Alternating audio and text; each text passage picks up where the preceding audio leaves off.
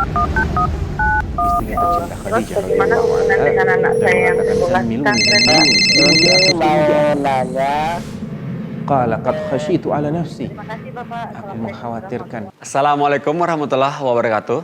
Hamdan katsiran thayyiban mubarakan fi kama yuhibbu rabbuna wa yarda. Pemirsa Fatwa TV, alhamdulillah jumpa lagi kita di Kamis pukul 16 setiap pekannya di acara live interaktif meneladani akhlak Rasulullah Sallallahu Alaihi Wasallam.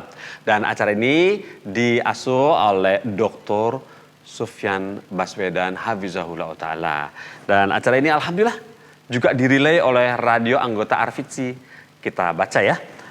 Pertama radio Sahabat Tegal, kemudian radio Hang FM Batam, kemudian radio Al Hikmah Banyuwangi, lantas radio Tuah FM Riau. Nah, itulah radio-radio yang merilai acara ini. Dan bagi pemirsa yang ingin bergabung bertanya, silakan bertelepon ke nomor telepon 021 212 32333. Seperti itu yang sudah tertera di layar ya. Baiklah, sekarang alhamdulillah Ustadznya juga sudah bersama kita di sini. Kita sapa Ustadznya yuk. Gimana antum dan keluarga? Musim hujan? Sehat. Iya, semoga Allah tetap memberikan kesehatan kepada antum agar bisa kita nantikan ilmunya dan waktunya tempat kita lah bertanya nih. Ya. Baiklah Ustadz. Dan juga kaum muslimin insyaallah. Amin, Allahumma amin. Baiklah, alhamdulillah. Baiklah Ustadz, bolehkah kami memulai dari pertanyaan pertama? Fadhal, silakan. Alhamdulillah. Begini Ustadz, pertanyaan pertama seperti ini. Dari Umu Nufel. Dari Umu Nufel di Jawa Barat. Assalamualaikum warahmatullahi wabarakatuh, Ustadz Sofyan.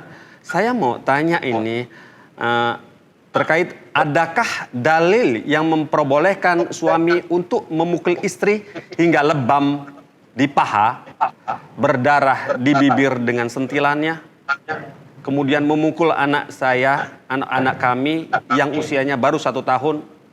Kalau dia kesal, dia menggigit anak kami. Terus kemudian dia bilang alasannya, anak ini caranya mendidik dengan rasa sakit agar dia tahu tidak diulangi. Kemudian soalnya suami saya seorang yang pandai di pelajaran fikihnya di kampus agama di Jakarta. Dan merasa selalu bertindak di atas dalil sunnah maupun Quran. Sejak pernikahan 2 tahun yang lalu sudah terjadi seperti ini dari awal. Sedikit demi sedikit, tiada satu pekan selalu dilalui dengan seperti ini. Mohon nasihatnya ya Ustadz. Jazakumullah khairan. Bismillahirrahmanirrahim. Alhamdulillah wassalatu wassalamu ala khairi khalqillah Muhammad bin Abdullah wa ala alihi wa sahbihi wa man walah amma ba'd. Ya, kepada ukhti Ummu Nufel ya. Yang mengeluhkan tentang cara suaminya dalam menyikapi istri maupun anak-anaknya, apakah itu ada dalilnya? Ya. Saya katakan dalilnya ada, tapi bukan yang membolehkan, namun yang mengharamkan. Kalau dengan cara seperti itu, pukulan menimbulkan lebam, walaupun di paha, atau sentilan di bibir sehingga berdarah, pakai menggigit segala, ini jelas sesuatu yang diharamkan oleh dalil, bukan dibolehkan. Memukul itu pun hanya diizinkan dalam kondisi-kondisi yang sudah mentok, gak ada cara lain. Ya. Fa'idhuhunna wahjuruhunna fil madaji'i wadribuhunna. Tahapannya adalah pukulan itu sebagai opsi terakhir. Dinasihati, kalau nggak mempan maka didiemin, ya. Tidur 1 ranjang tapi tidak diajak bicara, bukan pisah ranjang seperti yang difahami oleh banyak orang, bukan. Wahjuruhunna fil madaji'. Jadi hajrnya adalah hajrul kalam, bukan hajrul firash, bukan pisah ranjang, bukan 1 ranjang tapi nggak diajak bicara. Yang ketiga wadribuhun, pukul. Nah, bagaimana cara memukulnya? Nabi SAW pernah menjelaskan dalam hadis yang diriwayatkan oleh Imam Muslim, hadisnya Jabir, fadribuhunna darban ghaira mubarrih. Pukullah istri-istri Anda itu, istri-istri kalian itu, kalau memang nggak mempan dinasihatin, nggak mempan didiemin, pukul, tapi tidak melukai, tidak menimbulkan bekas, menimbulkan rasa sakit yang berkepanjangan. Ya. Fadribuhunna darban ghaira mubarrih. Sifat pukulannya itu adalah ghaira mubarrih. Ghaira syaq, tidak menyakitkan secara berkepanjangan, tidak sampai menimbulkan luka. Dan ada bagian-bagian yang dilarang kita melayangkan pukulan ke sana. Salah satunya adalah wajah. Ya, wajah itu nggak boleh jelas. Dalam hadis yang lain, hadisnya Bahz bin Hakim an abihi an jaddih, ketika beliau bertanya, yakni Muawiyah bin Haidah radhiyallahu anhu, sahabat Muawiyah bin Haidah radhiyallahu anhu bertanya kepada Nabi, "Ma haqqu zauji ahadina alaih?" Apa sih hak istri kepada kita ya Rasulullah? Nabi menjelaskan, "An tut'imaha idza ta'imt, wa an taksuha idza iktasaita, wa alla tadribil wajha wa la tuqabbih." Di antara hak istri adalah tidak dipukul pada bagian wajahnya dan tidak dijelek-jelekan. Ya, itu kan cuma disentil, nggak dipukul, nggak ditampar. Iya, tapi kan menimbulkan luka, dan bibir itu bagian dari wajah. Itu dilarang. Yes. Demikian pula sampai menggigit segala, itu nggak ada itu. Nggak ada izin syar'i sama sekali menggigit. Pukulan pada bagian-bagian yang aman sekedar untuk ta'dib, bukan untuk menyakiti. Ya, Nabi pernah melakukan pukulan, tapi pukulan yang hanya sesaat saja, rasa sakitnya sesaat, dan tidak menimbulkan bekas, tidak menimbulkan luka atau memar. Jadi kalau cara-cara seperti itu, walaupun tadi disebutkan suaminya itu jago dalam pelajaran fikih, ya perlu dibedakan antara orang yang menguasai suatu disiplin ilmu secara teori dengan orang yang berilmu, itu berbeda. Ya, tidak semua orang yang paham dia akan mengamalkan apa yang dia pahami. Tidak semua orang yang mengerti dalil dia memahami dalil. Ya. Walaupun dia mengklaim saya berdasarkan dalil, itu kan klaim dia. Klaim dia. Kalau caranya seperti yang diceritakan, jelas itu tidak sesuai dengan apa yang diizinkan dalam dalil-dalil syar'i yang ada. Cukup banyak kok hadis-hadis yang menjelaskan tentang bagaimana seorang suami itu harus mempergauli istrinya. Ada sebuah hadis yang saya akan bacakan di sini. Hadisnya disahihkan oleh Imam Ibnu Majah, oleh Syekh Al-Albani, riwayat Ibnu Majah. Ada juga riwayat yang lain ya. Saya ambilkan riwayat yang singkat saja. Ya. Nabi berkata, la tadribu ima Allah. Awalnya Nabi melarang para lelaki memukul istri-istri mereka. Ya. Fa'atahu Umar radhiyallahu anhu. Umar pun datang kepada Rasulullah sallallahu alaihi wasallam.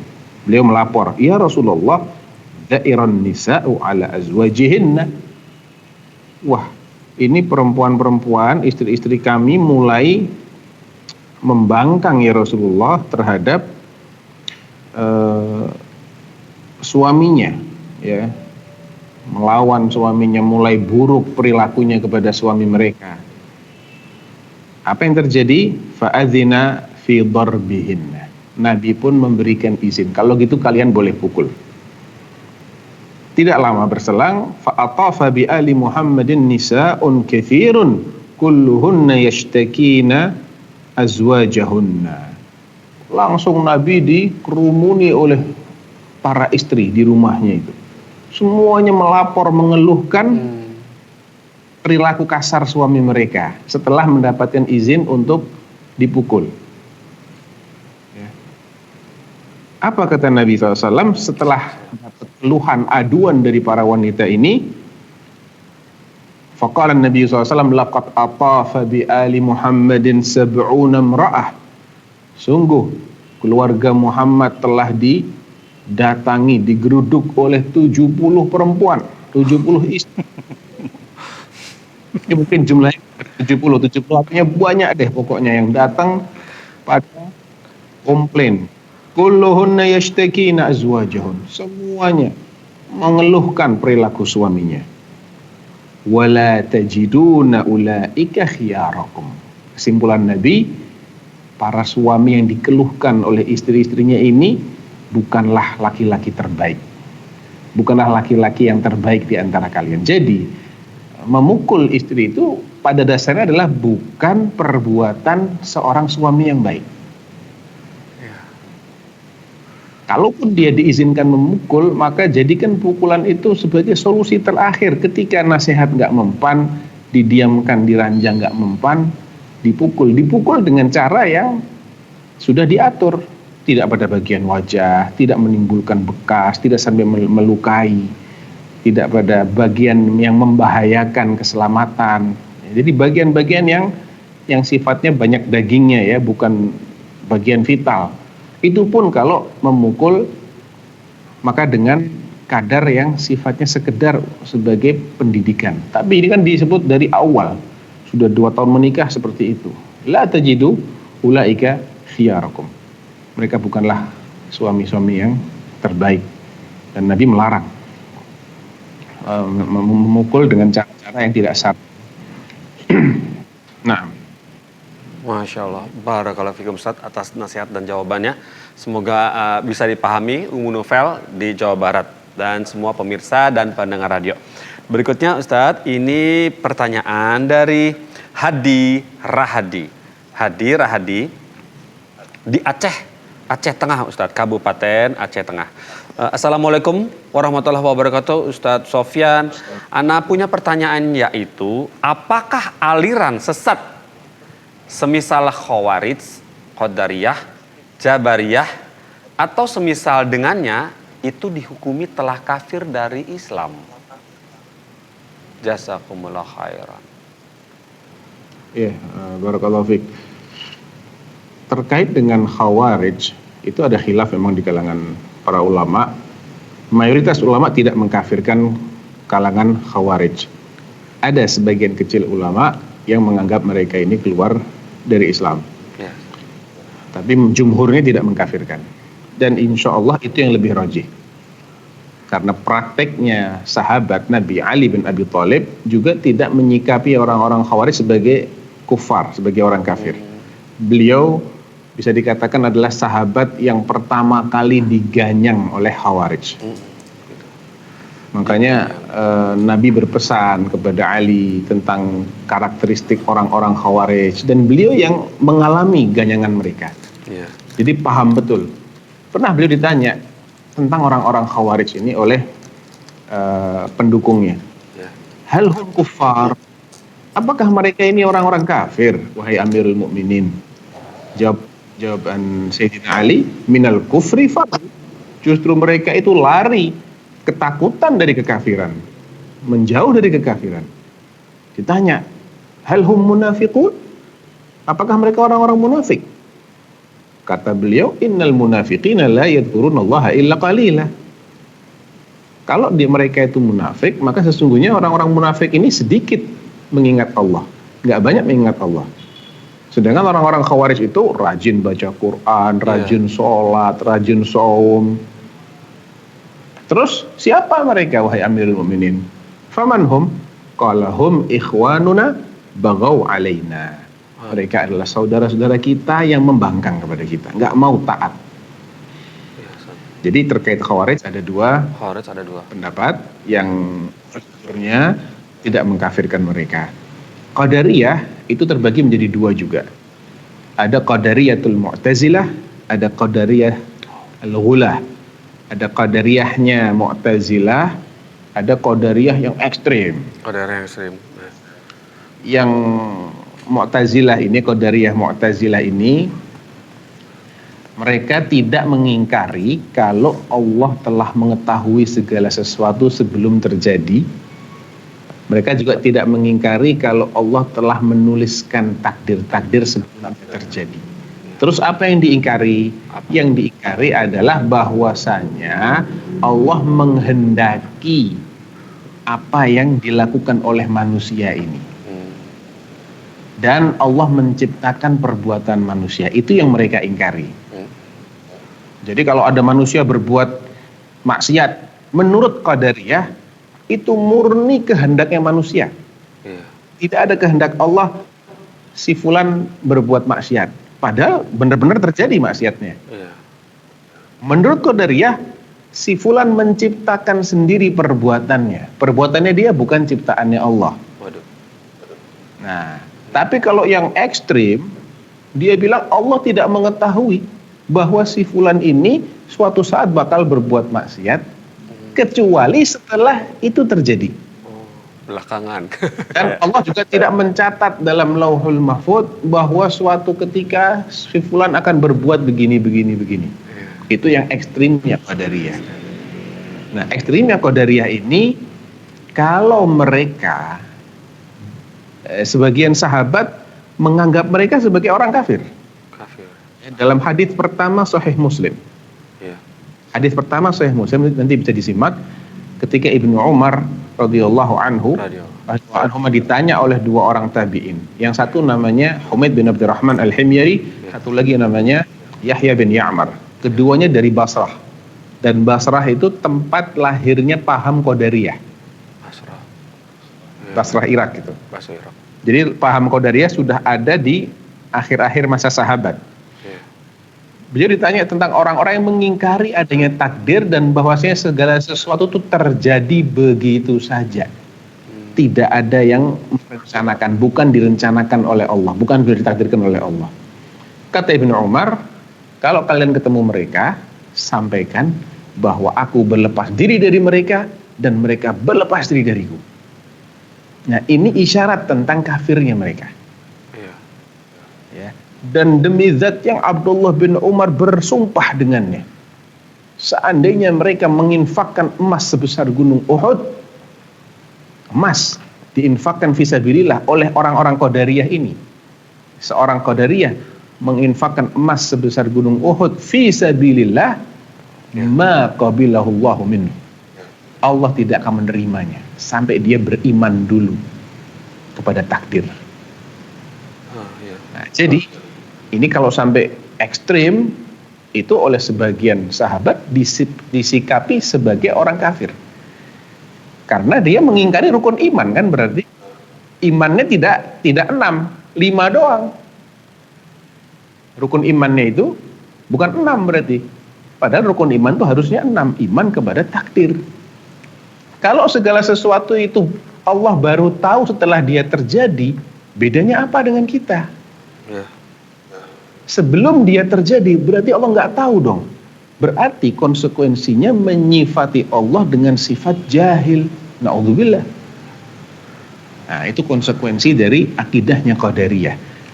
Kalau dijelaskan seperti ini, orang-orang mengatakan, iya walaupun konsekuensinya seperti itu, saya tetap berkeyakinan seperti itu, maka tidak ada keraguan tentang kafirnya mereka. Tapi ada kalanya orang ini tidak menyadari konsekuensi dari keyakinan dia, tidak menyadari konsekuensi dari statement dia. Nah, untuk orang-orang seperti ini, maka secara teori boleh dikatakan dia ini keluar dari Islam karena memang perlakuan sahabat arahnya ke sana. Tapi secara hukum untuk person-personnya perlu ada interogasi terlebih dahulu, verifikasi terlebih dahulu.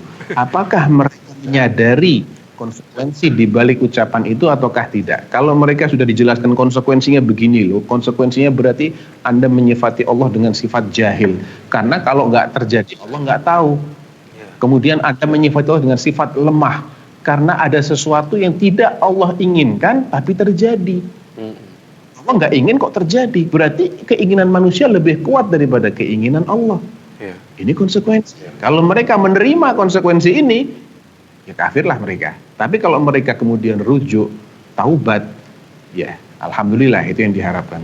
Yang ketiga Jabriyah, itu juga secara teori setahu saya mungkin bisa ditanyakan kepada yang lebih menguasai masalah firqah. Setahu saya tidak sampai ke tingkat kafir. Tapi sekali lagi konsekuensi dari akidah atau statementnya Jabriyah ini bisa menghantarkan pada kekafiran. Kenapa? Karena mereka berkeyakinan kita ini nggak diberi pilihan oleh Allah, kita ini dipaksa oleh Allah.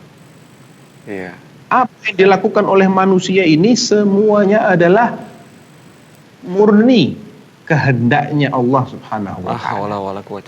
Kafirnya orang kafir, maksiatnya orang maksiat, itu 100% karena kehendaknya Allah. Si kafir tidak punya pilihan untuk tidak berbuat kufur. Si ahli maksiat tidak punya pilihan untuk tidak berbuat maksiat tersebut. Nah, kemudian kalau orang yang kafir ini, yang ahli maksiat ini akhirnya dimasukkan neraka oleh Allah dan disiksa, bukankah ini namanya kezaliman? Orang dipaksa, nggak diberi pilihan, kemudian dia dihukum, kan zalim namanya. Nah, ini kan konsekuensi, Mas, konsekuensi dari pemikiran mereka. Nah, kalau mereka sudah dijelaskan seperti ini, kalau begitu berarti Anda menganggap Allah itu zalim, dan dia mengatakan iya, ya, barulah dia dikafirkan. Kenapa? Karena dia telah mendustakan banyak sekali ayat dalam Al-Quran di mana Allah menafikan sifat zalim dari dirinya. Wa ma zalamahumullah walakin kanu anfusahum yadhlimun.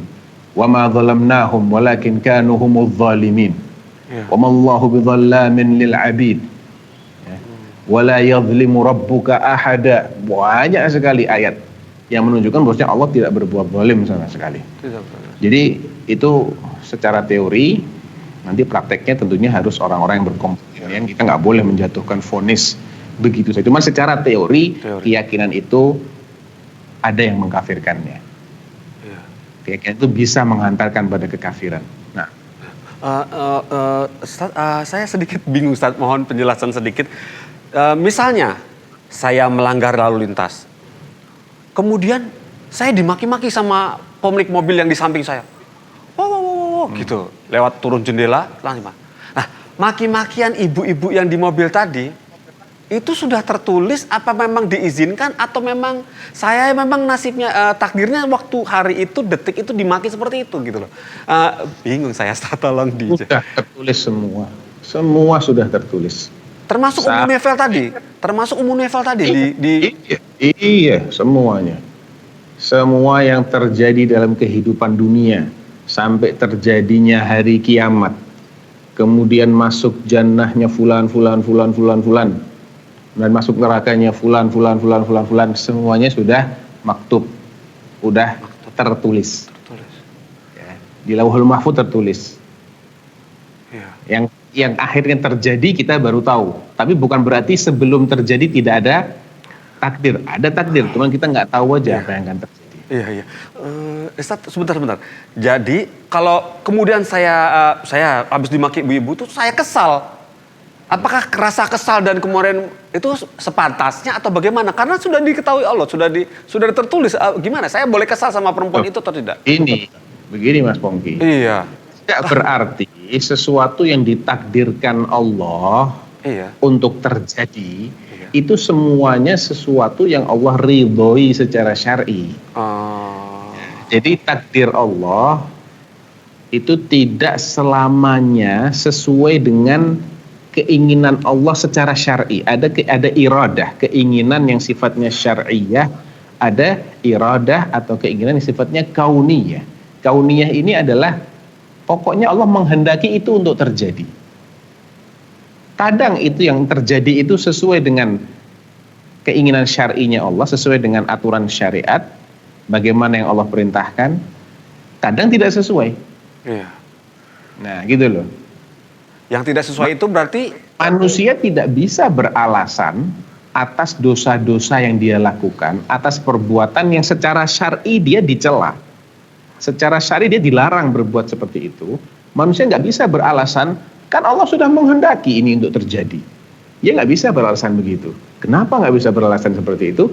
Karena Allah nggak maksa dia untuk berbuat sesuatu yang bertentangan dengan syariat. Iya, ada dua pilihan ya Ustaz ya. Memang dipaksa. Ada yang maksa antum. Atau ada yang memaksa ibu-ibu untuk memaki-maki. Kan nggak ada yang maksa. Dia memilih sendiri kan untuk memaki-maki antum misalnya. Iya, Ustaz, iya. Ya.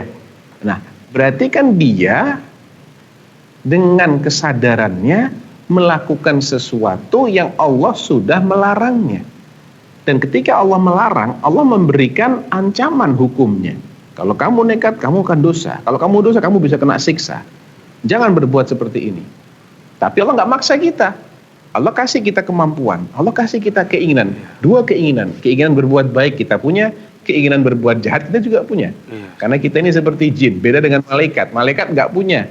Nggak ada settingan untuk maksiat, nggak ada. Settingan. Kalau manusia dan jin, settingannya bisa maksiat, bisa taat. Wahadainahun najdain. Kata Allah ya, wahadainahu an-najdain. Dua. Hadaina. Iya. Wa nafsin wa ma sawwaha fa'alhamaha fujuraha taqwaha.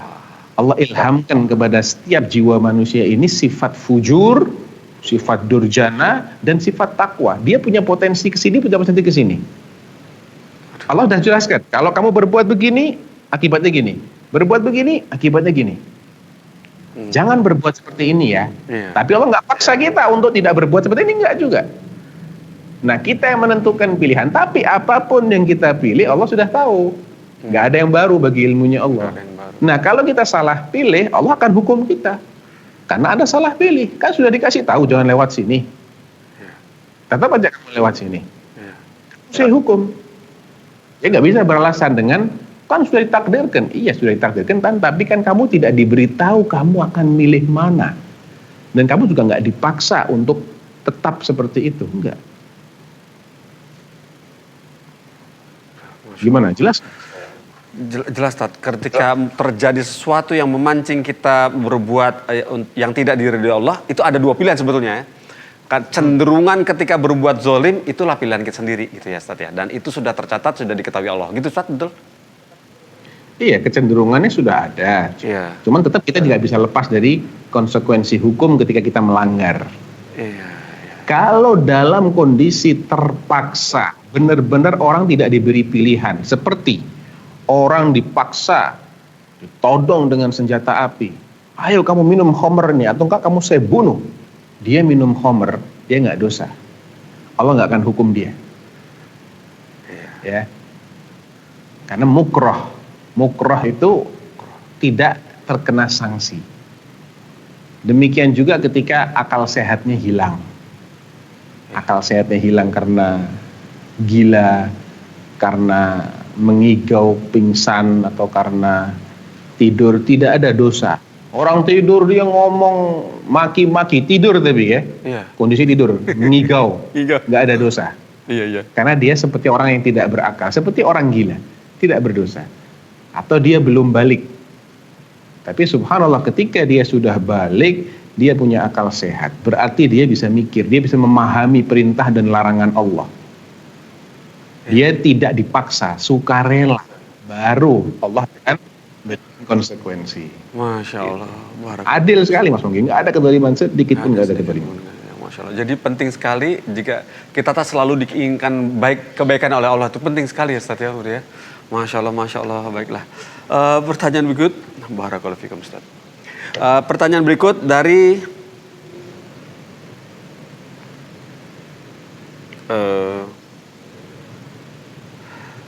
nah ini Erwin, Banten, Serang, Kota Serang, Indonesia.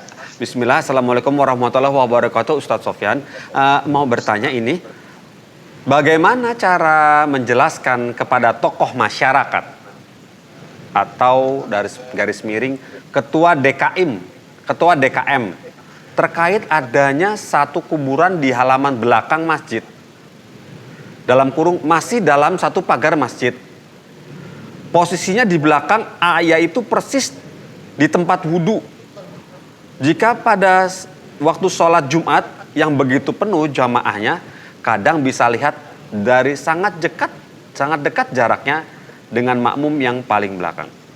Mohon caranya bagaimana ya Ustadz menasehati tokoh masyarakat atau ketua DKM ini, jazakumullah khairan. Iya, barakallahu fiik. Cuman pertanyaannya susah ini, cara meyakinkan. Wah, meyakinkan tuh nggak ada yang bisa menjamin, Mas Pongki ya. Nggak ada yang menggaransi orang bakal yakin setelah diberi penjelasan begini. Kayak jaminan. Mungkin pertanyaannya saya luruskan aja ya. Bagaimana cara kita menjelaskan? Iya. Atau dalilnya bagaimana ya? Dalilnya apa ini? Bahwasanya ini adalah fenomena yang tidak benar secara syar'i. Nah, penjelasannya begini, Nabi Shallallahu Alaihi Wasallam berulang kali menyabdakan tentang laknat, kutukan dan besarnya kemurkaan Allah terhadap orang-orang yang menjadikan kuburan sebagai tempat ibadah. Ya. Perlu difahami, menjadikan kuburan sebagai tempat ibadah itu ada 3 bentuk. Bentuk yang pertama, ini kuburan nih misalnya ya, kuburan. Jelas kuburan. Dibangun di atasnya tempat ibadah. Iya. Baik satu kuburan atau banyak kuburan. Didirikan di situ tempat ibadah. Atau dibalik. Ini tempat ibadah, masjid. Iya. Ada tanah pekarangannya misalnya masih di area masjid. Taunya kita apa? Kalau itu masih di area masjid, pagarnya masih pagarnya masjid. Iya, jadi satu. Jadi tanahnya masih tanah milik masjid karena pagarnya itu menyatu. Berarti dia ada di area masjid. Kalau pagarnya sudah terpisah, nggak ada masalah. Dia bukan di areanya masjid. Iya. Tapi ketika pagarnya ini jelas pagar masjid, ada bangunan intinya, ada parkirannya, Iya. ada tempat wudhunya. Iya. Di sini ada kuburan, satu pagar, berarti dia masuk ke dalam area masjid. Nah, ini juga bentuk yang terlarang, dilaknat. Ittakhadhu qubur anbiya'ihim masajid. Ya. Iya. Mereka menjadikan kuburan nabi-nabi mereka. Ini orang-orang ahli kitab yang dilaknat oleh Rasulullah di akhir hayatnya. La'anallahu al-yahuda wan nasara ittakhadhu qubur anbiya'ihim masajid. Semoga Allah melaknat, mengutuk orang-orang Yahudi dan Nasara yang menjadikan kuburan nabi-nabi mereka sebagai masajid. Nah, perlu kita pahami, masajid di sini itu bukan berarti masjid tempat ibadahnya kaum muslimin. Enggak. Orang Yahudi mah gak punya masjid. Orang Nasrani juga gak pernah ibadah di masjid. Iya. Kan yang dilaknat orang Yahudi, orang Nasrani. Sejak kapan orang Nasrani bangunannya namanya masjid, ya kan? Iya. Sejak kapan orang Yahudi beribadah dalam masjid yang kita kenal masjid dalam bahasa Indonesia? Bukan. Masjid artinya ma'bad, tempat ibadah. Dan ibadahnya mereka apa sih? Ibadahnya mereka doa. Pernah lihat nggak orang Yahudi ibadah? Yang ngangguk-ngangguk Di kepala tembok itu. ratapan tuh. Iya, yang Doa-doa aja goyang-goyang mereka kepala. ibadahnya. Iya. Nasara juga begitu, doa. Jadi kalau mengkhususkan kuburan sebagai tempat untuk berdoa, Ya. masuk dalam makna hadis. Begitu.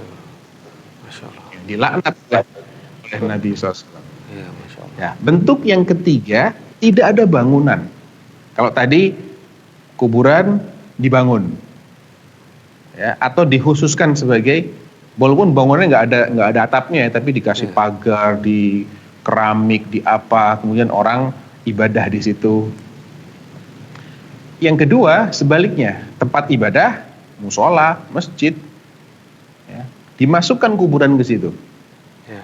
Yang ketiga, nggak ada tambahan bangunan apa-apa, polos, tapi sengaja kalau mau doa datangnya ke kuburan.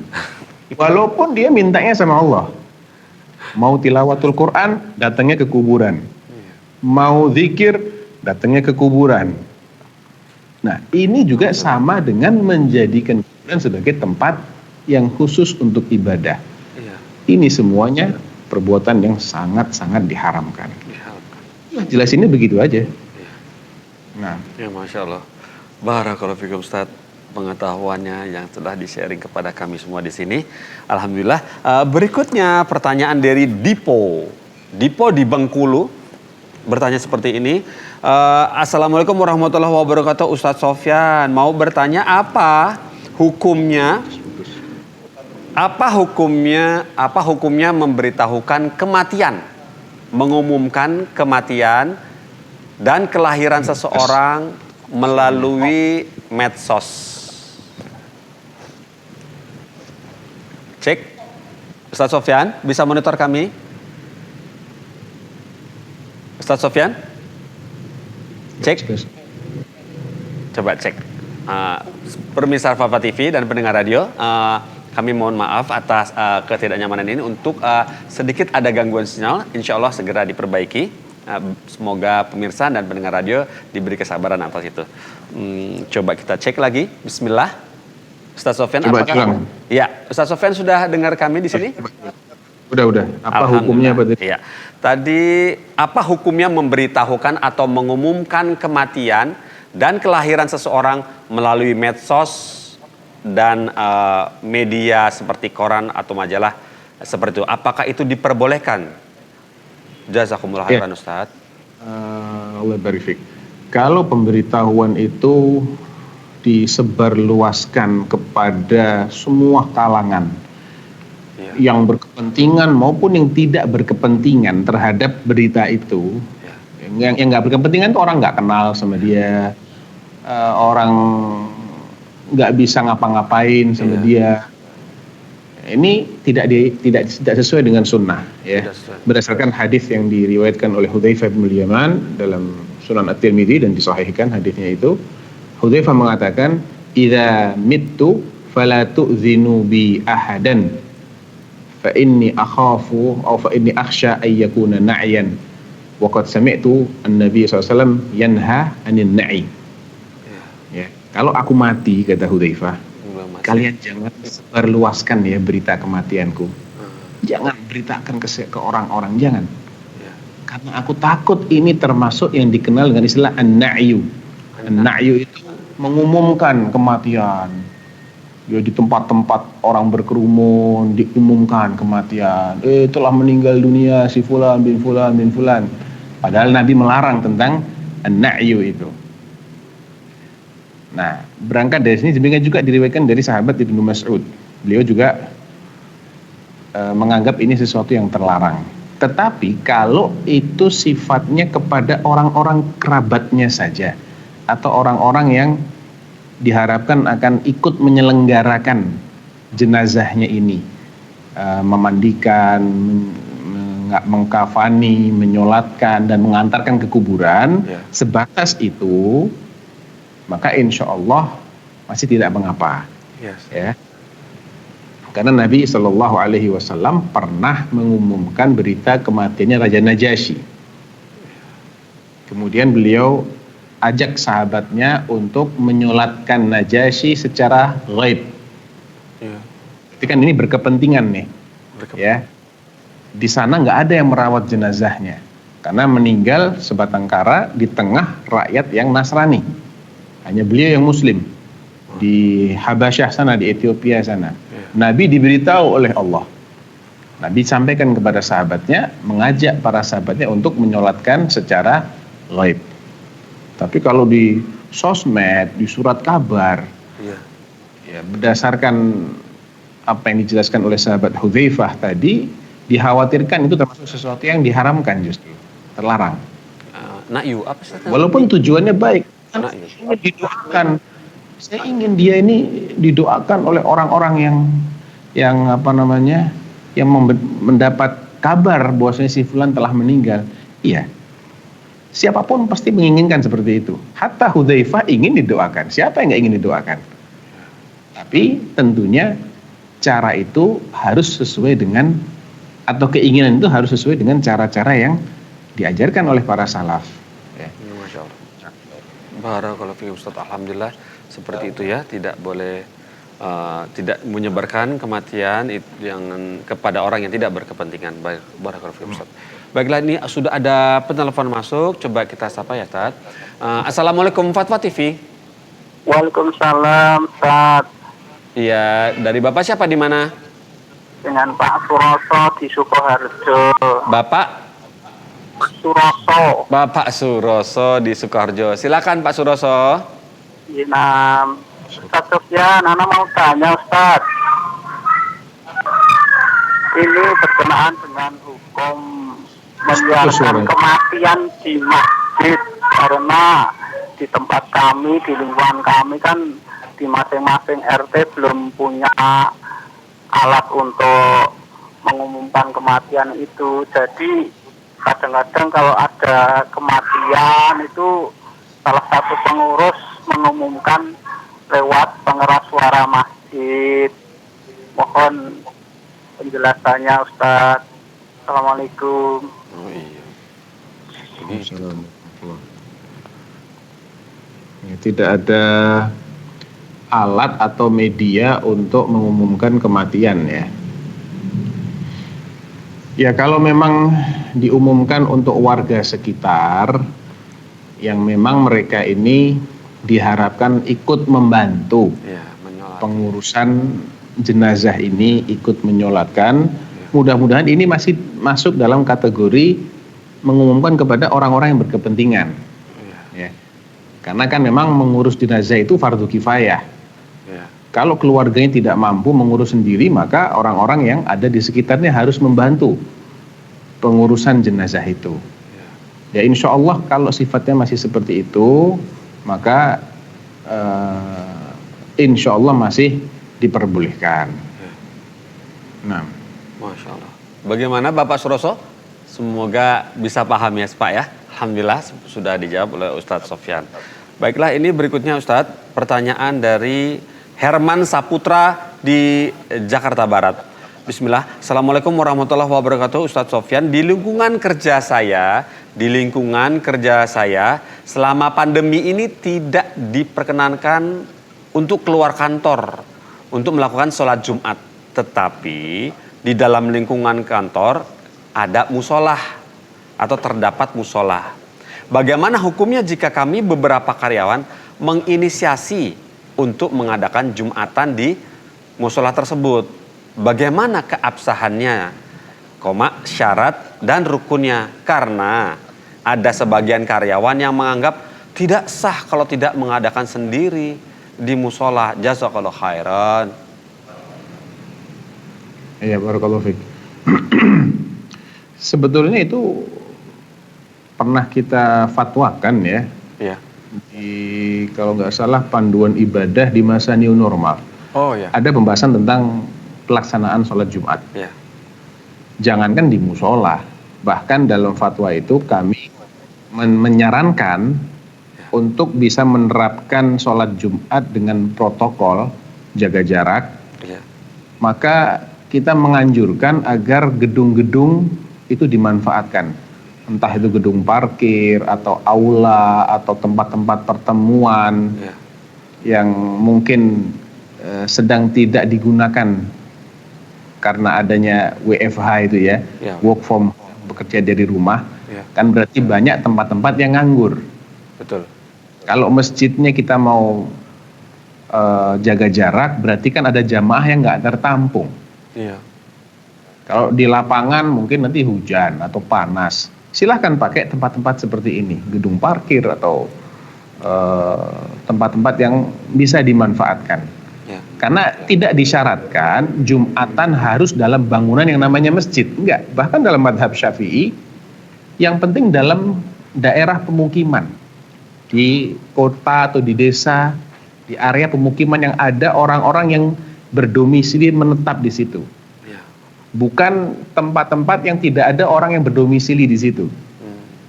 Ya, bukan tempat orang bermukim, orang hanya lewat saja, nggak ada yang mukim di situ. Itu nggak boleh untuk Jumatan. Tapi kalau di tempat yang ada pemukimnya di situ, walaupun tidak ada bangunan masjidnya, nggak ada masalah, boleh Jumatan di situ. Masya Allah. Jumlah tidak menjadi syarat yang sifatnya paten ya, harus ada 40 ataukah harus 20, silahkan aja. Tetap dengan syarat-syarat Jumatan, ada imamnya, ada khotibnya, sholatnya 2 rakaat. Tadi dikatakan ada yang menganggap tidak sah, kalau apa tadi? Saya agak kurang jelas. Ada beberapa karyawan yang menganggap bahwa tidak sah kalau berinisiatif untuk mengadakan sendiri di musolah begitu. harus DKM gitu maksudnya, harus terorganisasi gitu maksudnya. Ya, saya nggak tahu itu ya dalilnya apa. Ya, Saya nggak. baik, Ustaz. Ya, organisasi ini kan nggak harus resmi. Iya. Ada kesepakatan. Ayo kamu menjadi imam, ya. Kamu menjadi makmum. Nanti imamnya sekaligus menjadi khotib misalnya. Iya. Itu kan sudah organisasi sebetulnya. Cuma tidak resmi aja, tidak pakai nama. Nggak ada masalah sebetulnya. Iya, Masya Allah. Tapi seperti itu Ustaz, barakallahu fikum Ustaz. Sudah dijawab sama Ustaz Sofyan. Semoga pendengar radio dan pemirsa Fatwa TV bisa paham ya tentang sholat Jumat. Dan sudah ada fatwanya, silakan di-download di www.dewanfatwa.com/download. Baiklah Ustaz, ini pertanyaan berikut dari Rido di NTB, Nusa Tenggara Barat, Lombok Timur. Assalamualaikum warahmatullahi wabarakatuh Ustaz Sofyan. Tolong jelaskan, mohon jelaskan asbabul wurud hadis yang berbunyi barang siapa yang memulai perbuatan bagus kemudian diikuti maka ia akan mendapatkan pahala semisal orang yang mengikutinya. Barakallahu fikum. Ya. Itu hadisnya man sanna fil islami sunnatan hasanatan falahu ajruha wa ajru man amila biha min ba'dihi ila yaumil qiyamah la yanqusu dzalika min ujurihim syai'a, ya. Itu hadis diriwayatkan oleh Abu Dawud dan yang lainnya. Sahih bahkan ada dalam Sahih Muslim, ya. Ada dalam Sahih Muslim. Nah, asbabul wurudnya disebutkan dalam hadis ini. Hadisnya Jabir. Ja'a nasun minal a'rab ila Rasulillah. Ada sejumlah orang Badui, orang yang tinggal di pelosok, di gurun-gurun, datang kepada Rasulullah SAW dengan penampilan yang memprihatinkan. Alaihim as-sufu, mereka memakai baju dari bulu domba. Khas bajunya orang miskin, orang melarat lah. Kasar, ya. Fara'asu ahalim, Nabi pun melihat betapa sengsaranya keadaan mereka ini, betapa memprihatinkannya. Qad asabathum hajah, mereka benar-benar dalam kondisi yang membutuhkan. Fahathan nasa 'ala sadaqah, lalu beliau menghimbau para sahabatnya untuk bersedekah kepada orang-orang ini. Fa'abta'u anhu hatta ru'iya dzalika fi wajhi.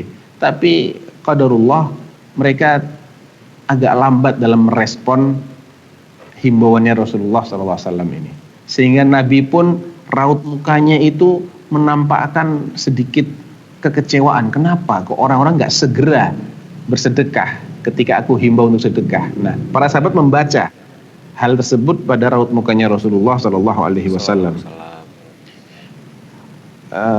Thumma inna rajulan minal ansari ja'a bi surratin min warid. Kemudian datang seorang laki-laki dari Ansar membawa sepundi, satu pundi gitu ya, satu kantong isinya dirham, uang-uang dari perak. Dibawa kepada Rasulullah, diserahkan. Nih ya Rasulullah, cerik gitu ya. Tsumma jaa akhar, datang orang lain, orang kedua.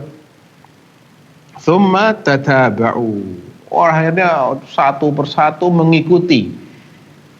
Datang membawa sedekahnya kepada Rasulullah sallallahu alaihi wasallam hatta urifa sururu fi wajhi, sampai nampak wajahnya Rasulullah itu berseri, bersuka cita, kelihatan senangnya Rasulullah SAW. Maka Nabi bersabda, man sanna fil islami sunnatan hasanatan, barang siapa memprakarsai sesuatu yang baik dalam Islam, falahu ajruha fa'umila biha ba'dahu kutiba lahu mithlu ajri man amila biha. Kalau dia memprakarsai perbuatan baik itu dalam Islam, kemudian sepeninggal dia ada orang yang melanjutkan perbuatan tersebut, maka dia akan dicatat mendapatkan pahalanya. Ya. Tanpa mengurangi pahala orang yang mengamalkan itu sendiri. Demikian juga sebaliknya, kalau dia memprakarsai perbuatan jelek, kemudian dia mati, ada orang yang menirunya, melanjutkannya, dia juga ikut mendapatkan dosanya tanpa mengurangi dosa pelaku. Itu asbabul wurudnya seperti itu. Nah, baik, alhamdulillah, barakallahu fiikum Ustaz. Jadi sebaiknya memang harus berbuat yang kira-kira bisa ditiru orang baik gitu Ustaz. Ya, harus berpikir kita ya Ustaz ya. Jadi bisa jadi ya jadi panjang ya Ustaz ya amalannya. Masya Allah, barakallahu fiikum Ustaz atas jawabannya dan ilmunya. Berikutnya insya Allah kita masih memiliki waktu dari pertanyaan dari Husain Abu Ben. Banten, Tangerang Selatan ya Ustaz. Assalamualaikum warahmatullahi wabarakatuh Ustaz Sofyan. Bolehkah kita mendoakan kepada orang yang sudah meninggal bebas agama, dalam kurung bebas, maksudnya boleh agama lah, semua agama, dengan ucapan semoga husnul khotimah, dalam kurung innalillahi wa inna ilaihi rajiun. Barakallahu fikum Ustaz, apakah ini diperbolehkan? Sudah, itu pertanyaannya. Iya. Jadi agama bebas boleh, jadi bolehkah kita mendoakan semoga husnul khotimah? Tadi ada yang terputus. Baik. Jadi doa yang dicontohkan semoga husnul khotimah sama innalillahi wa inna ilaihi rajiun. Udah dua itu ya contohnya ya? Iya, betul. Pertama kalau sekedar innalillahi wa inna ilaihi rajiun nggak ada masalah. Karena nggak ada doanya itu. Itu hanya pernyataan, statement. Sesungguhnya kita semua adalah milik Allah dan sesungguhnya kita semua akan kembali kepada Allah. Nggak ada doa, nggak ada masalah. Nggak ada masalah. Tapi kalau semoga husnul khotimah nggak boleh kecuali kepada muslim. Karena jelas orang yang mati tidak dalam keadaan Islam itu su'ul khotimah jelas. Ya.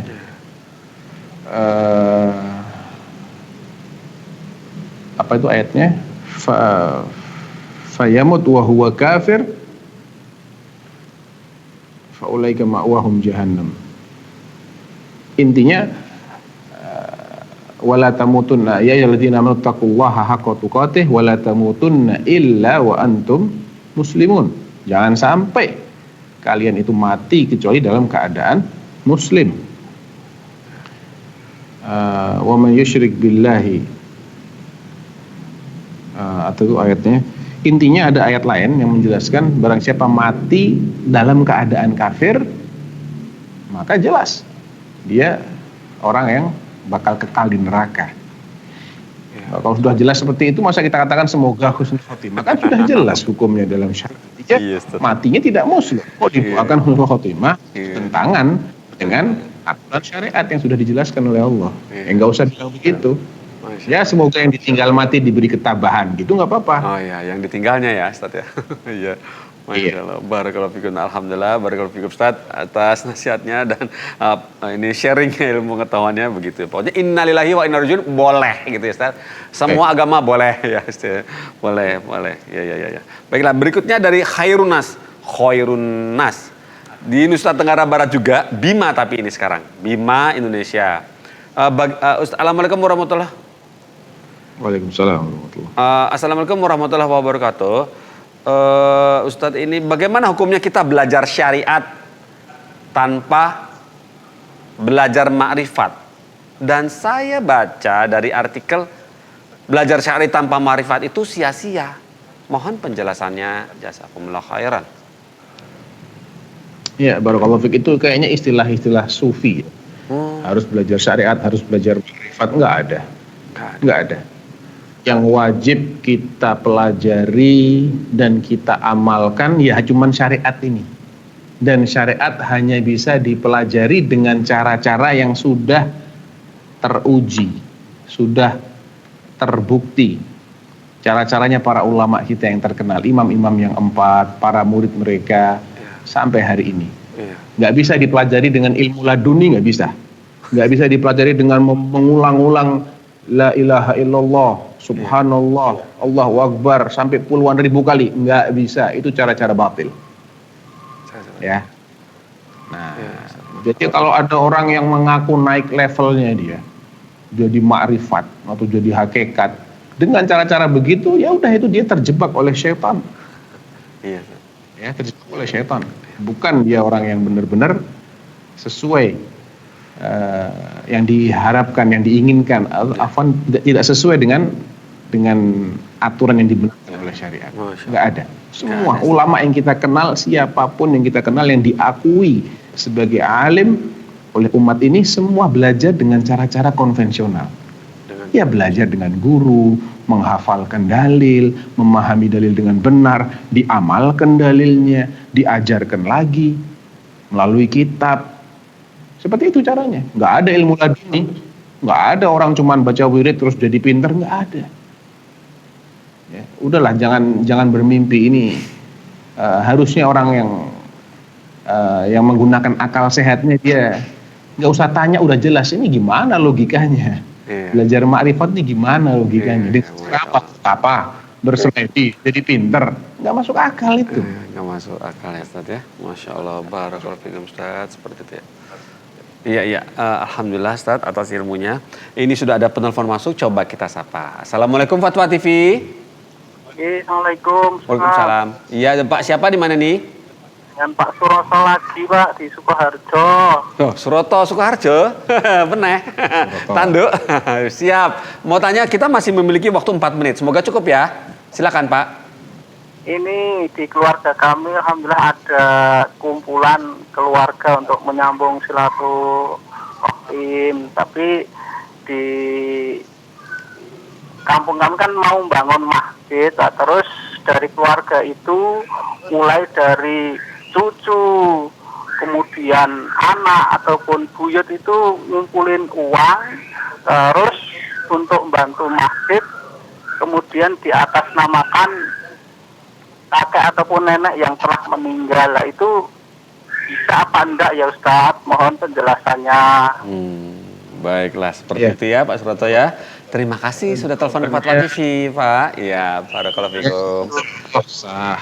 Bagus-bagus aja Pak Suroto. Itu termasuk bentuk sedekah dengan mengharapkan pahalanya untuk orang yang sudah meninggal dunia. Bagus-bagus aja, tapi yang lebih bagus jangan cuman diniatkan untuk mayit, niatkan juga buat masing-masing donatur, masing-masing yang menyumbang. Kan kita juga butuh pahala toh. Kita juga harus memikirkan kemaslahatan diri kita. Ikut sertakan orang yang sudah meninggal pada amal soleh yang kita lakukan. Ini yang lebih ditekankan oleh Nabi SAW. Nabi SAW itu kalau hari raya Idul Adha ya, beliau menyembelih 2 ekor domba. Yang satu untuk beliau dan ahli baitnya semua, keluarga besarnya Nabi, istrinya kan banyak. Yang satu lagi, Allahumma hadza anni wa amman lam yudahhi min ummati. Ya Allah, ini untukku dan untuk umatku yang tidak bisa nyembelih kurban. Dan ini mencakup umat beliau yang sudah meninggal mendahului beliau, sahabat-sahabat beliau yang lebih dahulu meninggal, maupun yang masih hidup saat itu, maupun yang akan datang. Jadi boleh kita meniatkan sesuatu, hatta orangnya belum ada sekalipun boleh, tapi tidak berdiri sendiri. Nabi mengikut sertakan Allahumma hadza anni wa amman lam yudhahi. Ini untukku dan untuk umatku yang tidak bisa berkurban. Jadi niatkan begitu. Ya Allah, ini sedekah ini untuk kami dan kedua orang tua kami. Nanti si fulan juga meniatkan seperti itu. Insya Allah semuanya dapat. Nah, begitu. Barakallahu fikum Ustaz. Ini saya tertarik Ustaz. Ada sedikit boleh untuk meyakinkan Ustaz. Kan antum tadi bilang ini untukku dan kemudian untuk umatku. Nah, umatku yang pada saat Rasulullah hidup, apa nanti setelah Rasulullah mati kan masih ada umatnya, ini masih banyak. Masih bisa, Ustaz? Bagaimana? Apakah antum dengar, Ustaz? Oke, Taib. Ustaz, putus-putus. Boleh kami tutup acaranya, Ustaz? Acaranya boleh kami tutup? Masya Allah. Barakallahu fikum, Ustaz. Semoga pekan depan antum masih memiliki waktu luang untuk kami di sini. Insya Allah. Amin, alhamdulillah. Terima kasih. Saya tutup ya Ustaz acaranya. Masya Allah.